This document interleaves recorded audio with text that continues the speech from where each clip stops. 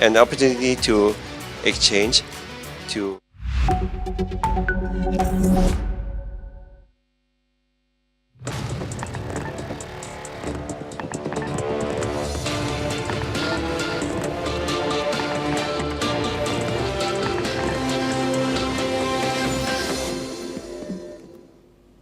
Hello and welcome. I'm Sima Katauga and you're watching Gulf Today on NewsX World. Let's take a look at the top headlines of this hour. Pope Leo, now on his first foreign trip, has reiterated the Vatican's support for a two-state solution as the only and just path for Israel and Palestine. Meanwhile, speaking to EU reporters while en route to meet Lebanon's president, he has also expressed hope for peace in Ukraine. Syria and the United Kingdom launched the Syrian-British Business Council in Damascus, bringing together ministers, ambassadors, and businesses leaders to strengthen economic cooperation. The council, sponsored by Syria's Ministry of Economy and Industry, aims to build partnerships between companies, universities, and organizations to support Syria's development. Saudi miner Amak has announced the discovery of 11 million tons of potential economic gold and other mineral resources in Saudi Arabia's Najran region. Following an intense 27,000-meter drilling program launched in February of this year, the find marks one of the kingdom's largest reported mineral identifications.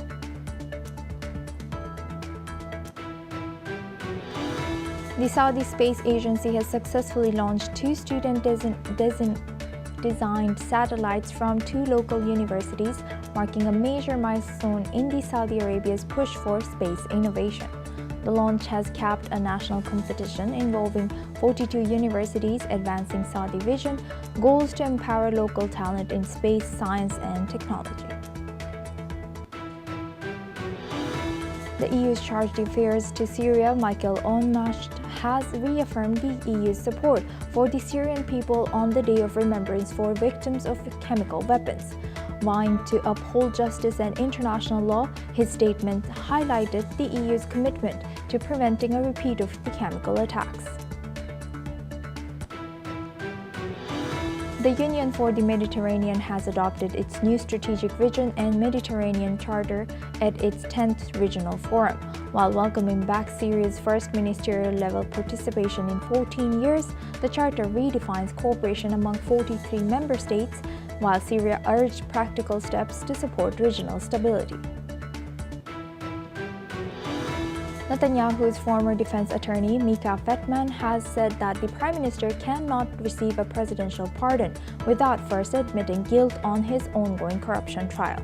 As required by law, President Isaac Herzog has said that he's awaiting a formal legal opinion on Netanyahu's request, while protesters gathered outside his Tel Aviv home demanding the pardon be rejected.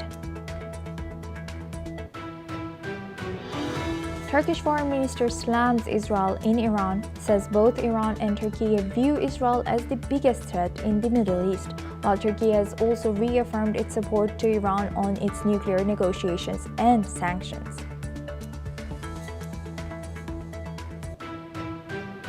Now for this hour, we start with Israel. The corruption trial of Prime Minister Benjamin Netanyahu continues to dominate the national debate. His former defense attorney has said that Prime Minister Benjamin Netanyahu's new pardon request cannot be approved unless he first admits guilt, a requirement under Israeli law.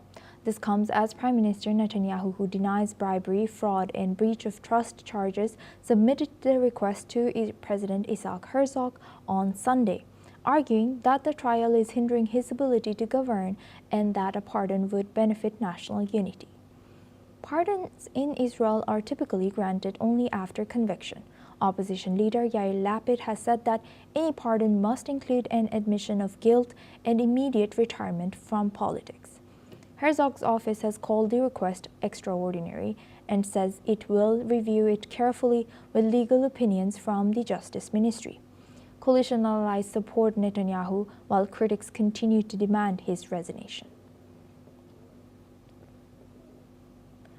Now for this discussion, we welcome Aaron Levarko. He's an Israeli journalist, joins us live from Netanya, Israel. Thank you very much, Aaron, for joining us again. Good to see you.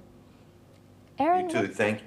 Thank you very much. Aaron, what more can you tell us about on the ground from Israel about what is happening with this ongoing discussion on Prime Minister Netanyahu's pardon? Yeah, I think you use the right word, ongoing. This has been about a 6-7 year investigation, and you would think by now that if there's hard evidence, then they would have thrown the book at Benjamin Netanyahu. But it's kind of they cannot get substantial evidence, and the way things are going, unless there's some kind of breakthrough, this is just going to go on and on and on.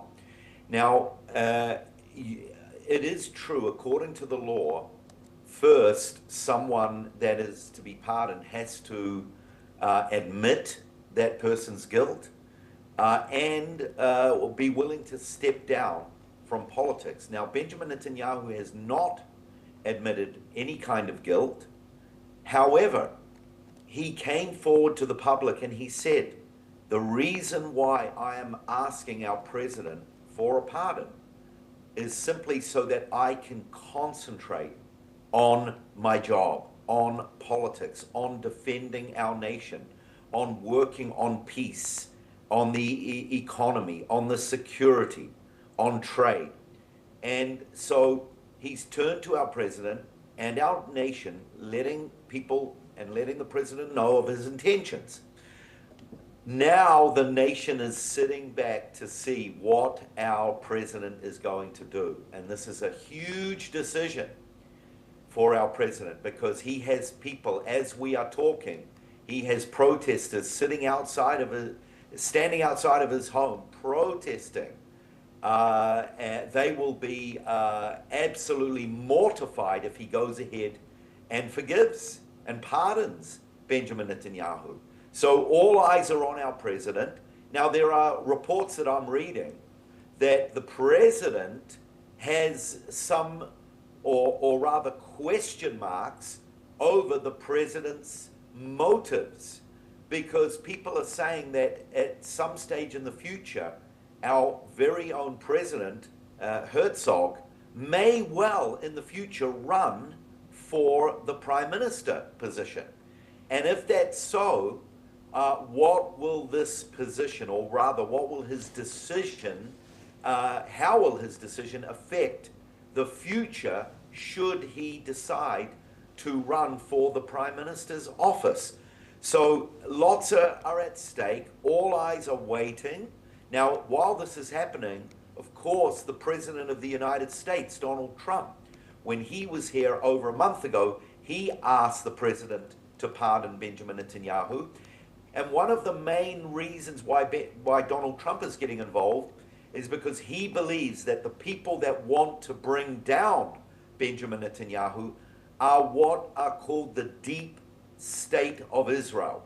And just like Donald Trump had to face many years by his own deep state in the United States, the similar thing is happening here in Israel. So we are waiting for the outcome, and the consequences are large. But like I said to begin with, if there is cold evidence, put it on the table. Let's finish this case. Let's move on one way or another.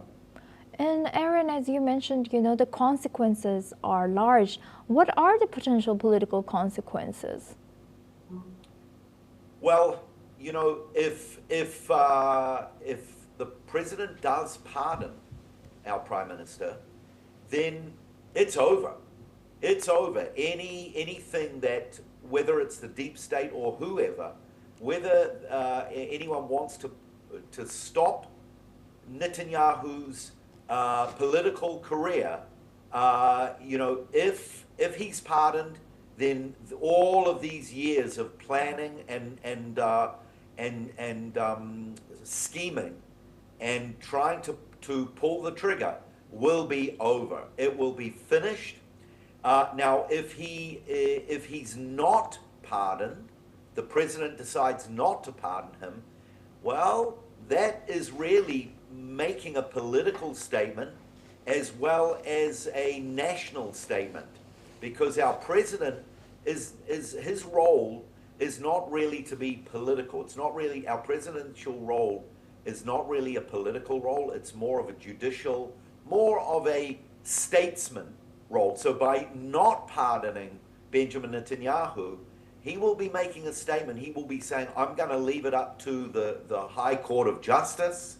And like I said, it may be keeping the door open for our president's own political future as well, that he doesn't want to soil his hands and get them dirty.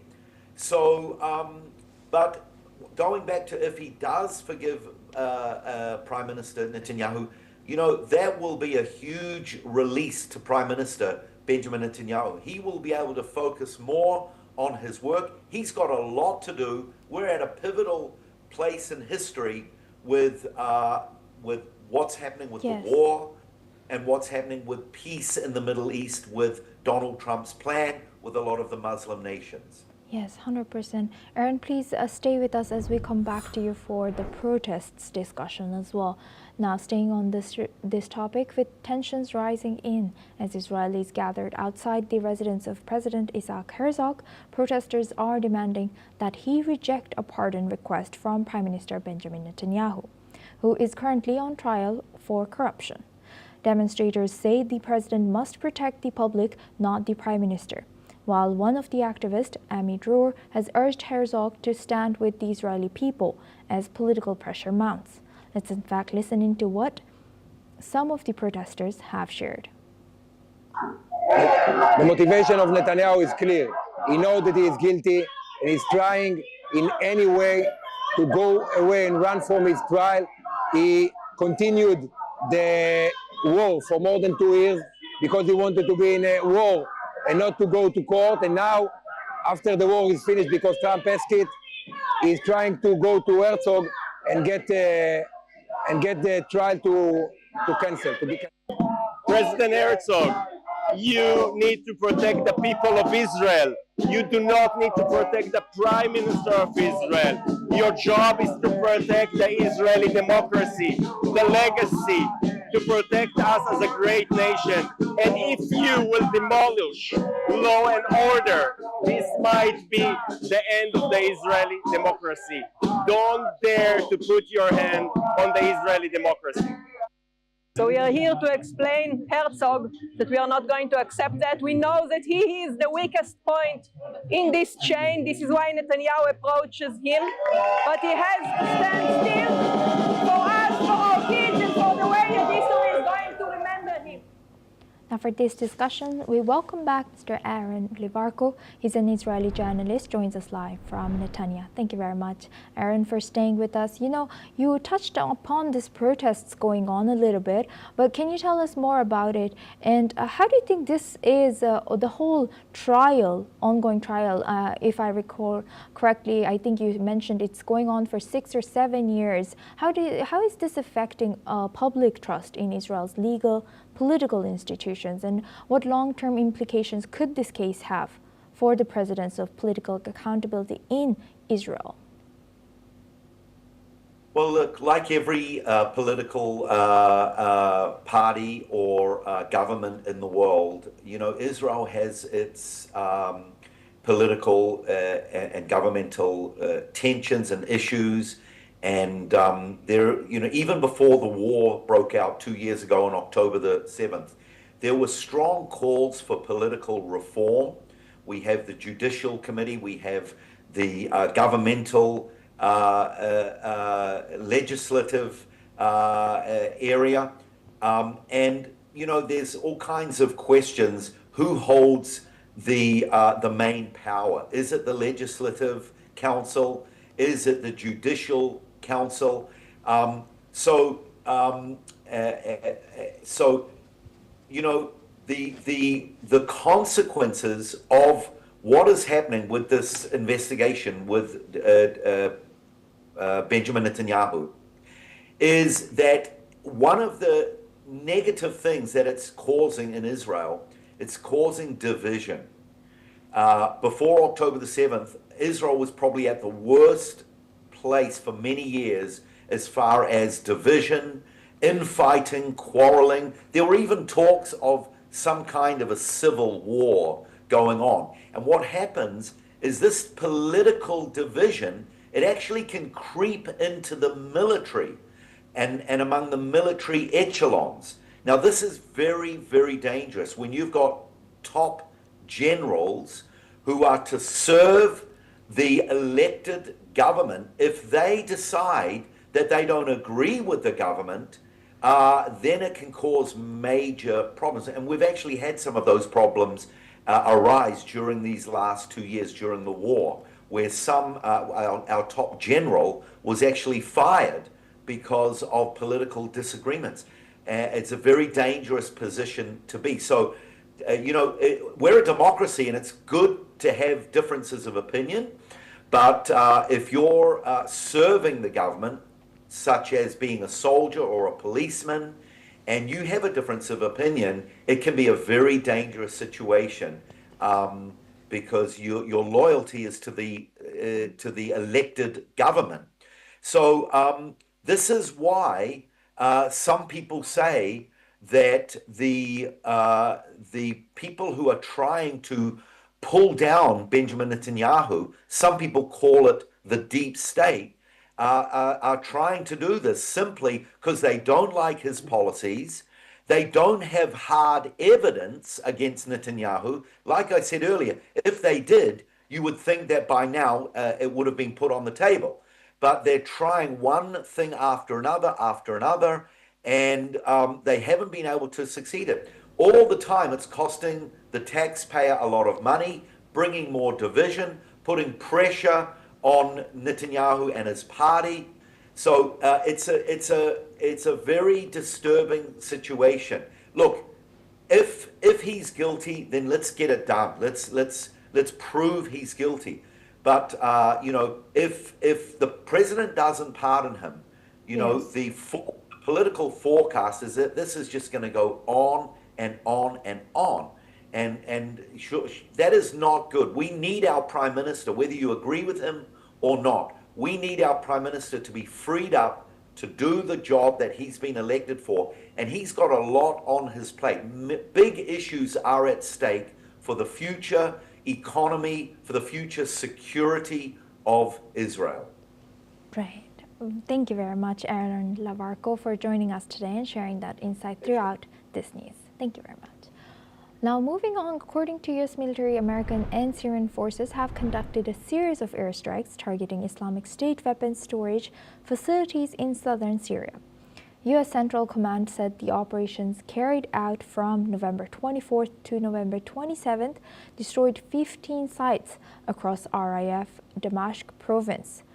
These strikes and accompanying ground detonations eliminated over 130 mortars and rockets, multiple assault rifles, as well as machine guns, anti-tank mines, and materials used to make improvised explosive devices. CENTCOM Commander Admiral Brad Cooper has said that the operation helps ensure that gains made against ISIS in the region remain lasting. The group, which once ruled large areas of Syria and Iraq, has been largely crushed by U.S.-led coalition, but managed to regroup in recent years. U.S. President Donald Trump vowed to do everything he could to make Syria successful after November 10 talks with Syrian President Ahmad al-Shara.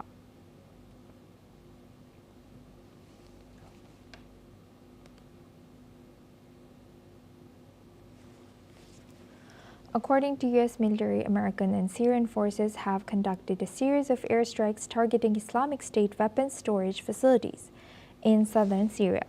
U.S. Central Command said the operation carried out from November 24th to 27th destroyed 15 sites across RIF Damascus province. The strikes and accompanying ground detonations eliminated over 130 mortars and rockets, multiple assault rifles, as well as machine guns, anti-tank mines, and materials used to make improvised explosive devices. CENTCOM Commander Admiral Brad Cooper has said the operation helps to ensure that gains made against ISIS in the region remain lasting. The group, which once ruled large areas of Syria and Iraq, has been largely crushed by a US-led coalition, but managed to regroup in recent years. US President Donald Trump vowed to do everything he could to make Syria successful after November 10 talks with Syrian President Ahmad al-Shara.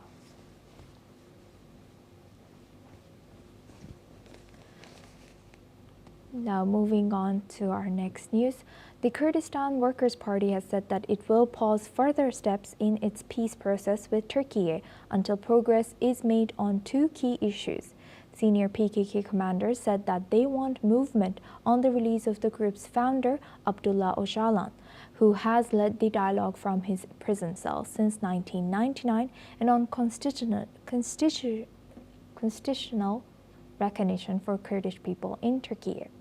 The PKK says that it has already carried out several commitments to support the process, renouncing armed struggle, pulling fighters back to northern Iraq, and taking symbolic steps such as destroying weapons. Turkey, meanwhile, has set up a cross-party commission to outline a legal framework for the group's political participation. PKK leaders say they view that as a positive step, and they are now waiting to see how the process develops from here. Now for this discussion, we welcome Shruti Das Gupta. She's an international affairs expert, joins us live from Delhi. Thank you very much, Shruti, for joining us again. Good to see you. Shruti, now looking at this, how could progress or lack of progress on the release of Abdullah Öcalan, how do you think this is going to be affecting the PKK's ongoing commitment to peace and broader stability of southeastern Turkey? So Turkey and PKK came to their second peace initiative in around April of this year itself. And as part of the initiative, the PKK, or the Kurdish party, put down their weapons and promised that they would refrain from any armed struggle. In return, they had only two demands. One, effective legalized representation of the Kurdish people and their rights. And the other one was the release of Abdullah Öcalan, or which means Abdullah Uncle, basically, who has been under arrest since 1999. He was the founder of the party, he was founder of the movement and armed resistance against Turkey. And he was in fact sentenced to death. The UN interfered and the death sentence was commuted to life sentence. And now the PKK wants him to either be put into house arrest or be released so that he can lead the new party that they would form under all legal guidelines of Turkey. So they want active participation under a man who founded them initially in the 1970s era. So this is what they want. This was promised by Erdogan and his regime, and now Ankara seems to be stalling it. They're trying to balk at it, and the fact that this peace actually came about is because of the letter written by Abdullah Öcalan, because he asked the PKK to put their weapons aside, to lay down arms, and to come to peace and talk their differences out. Now, if the man is instrumental in ensuring that Turkey and the Turkish and the Kurdish factions of Turkey find stability and peace, I think Erdogan should actually think about it and offer this at least a house arrest or something. Otherwise, there would be, Kurdish people are a nomadic tribe per se, if we go a little back, and they're not just restricted in Turkey, they're in Syria, they're in other parts of the Arab world. And they've been wanting a separate nation. Now, if they put aside their demand for a separate nation just so that they can have legalized representation in Turkey, Turkey should look at it. People should acknowledge their presence as part of the entire ethnic diversity of the nation. And if that doesn't happen, this struggle may restart. It will sow a trust deficit with the Erdogan regime. And the second piece, just like the first one, would find itself stuck in high waters. How do you think, how could this cross-party commissions work on enabling political participation for the PKK? How do you think this will be shaping future Turkish-Kurdish relations? But if they release him or they at least allow him a house arrest and PKK gets their own particular representative, at least the voice of the Kurdish people would be heard. The main dissent is because post-World War II, they found themselves suppressed by the Turkish identity. They rejected Kurdish minority in the nation, and they did not want them to be represented in the conversations of policies as well as power politics of the entire nation. So they want participation. There is a decent amount of Kurdish population in the southern part of Turkey. Why would they not be part of it? Why would you deprive a large section of people their own particular representative in the political atmosphere? So they have to provide them with the enough amount of political representation. This is what the opposition in Turkey has also been asking about. They want peace in Turkey. They want peace with the Kurds. And if Erdogan's opposition wants it and Erdogan actually ensures they get it, that would be his party AKP's feather in the cap. He would find himself as the man who managed to finally deliver peace to Turkey. But his reluctance to release Abdullah Öcalan is something which has become like a fishbone in his throat and might completely derail this entire process. Right. With that, I would like to thank Shruti Dasgupta for sharing that insight. Please stay with us as we come back to you for our next discussion as well. Now, staying in the region, Pope Leo has arrived in Lebanon, where he has called on leaders and citizens alike to do their part in achieving peace in the region, describing it as both a desire and a vocation. Speaking to senior government and religious figures in Beirut, the Pope has praised the resilience of the Lebanese people. Let's listen in. It is a great joy for me to meet with you and to visit this land where peace is much more than just a word. For here, peace is a desire and a vocation. It is a gift and a work in progress. Certainly, there are millions of Lebanese here and throughout the world who serve peace silently day after day.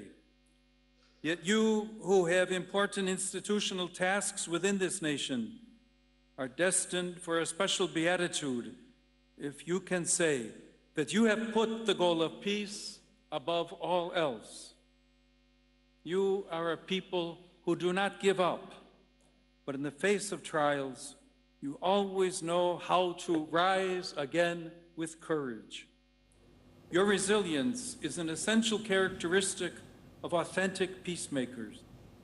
Thousands of Lebanese citizens and visitors lined in the streets, many in the rain, to catch a glimpse of the Pope.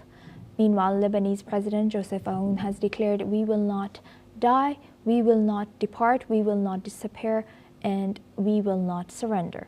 Lebanon, hosting over 1 million refugees, faces rising tensions as the Gaza conflict spills over, with Israel and Hezbollah at the center of renewed hostilities. Now for this discussion, we welcome back Shruti Dasgupta. She's an international affairs expert, joins us live from New Delhi. Thank you very much, Shruti, for staying with us. Shruti, how significant is this Pope's visit to a Muslim-majority country, first Turkey and then now Lebanon? And what role can religious leadership like Pope play in moral authority and shaping conflict resolution and social cohesion there? Well, it definitely impacts the mindset of the Christians that are still part of the Middle East. It shows that they haven't been abandoned and they are still part of the Pope's generic coexistence conversation around the world, that Muslims and Christians can coexist together.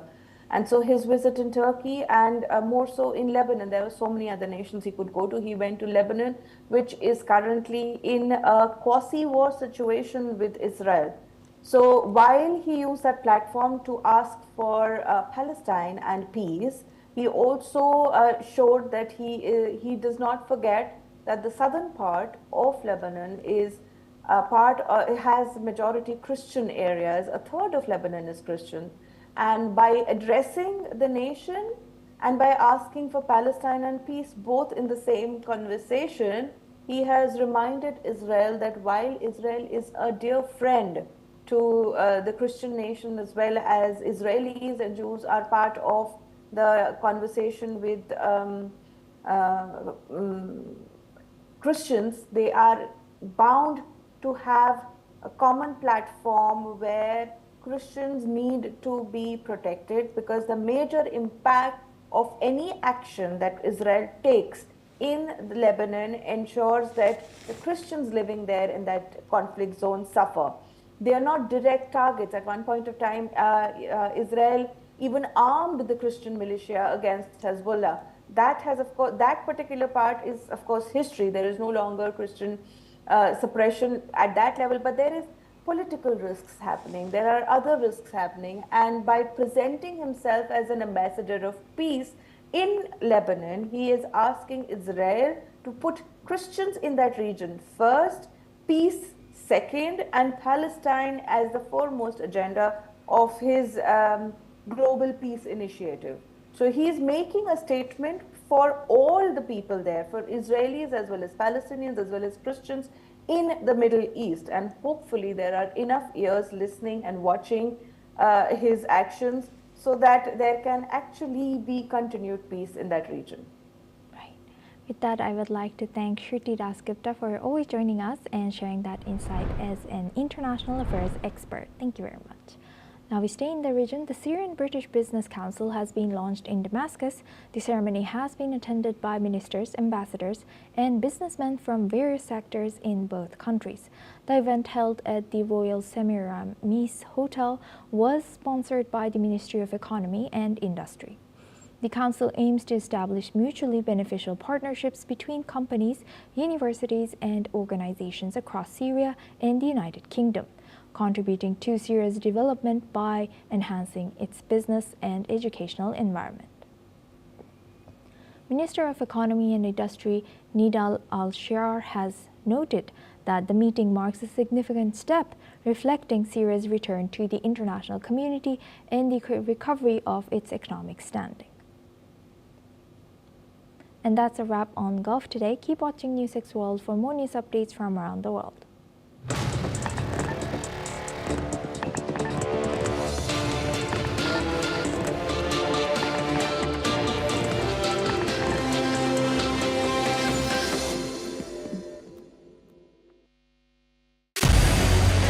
What we can do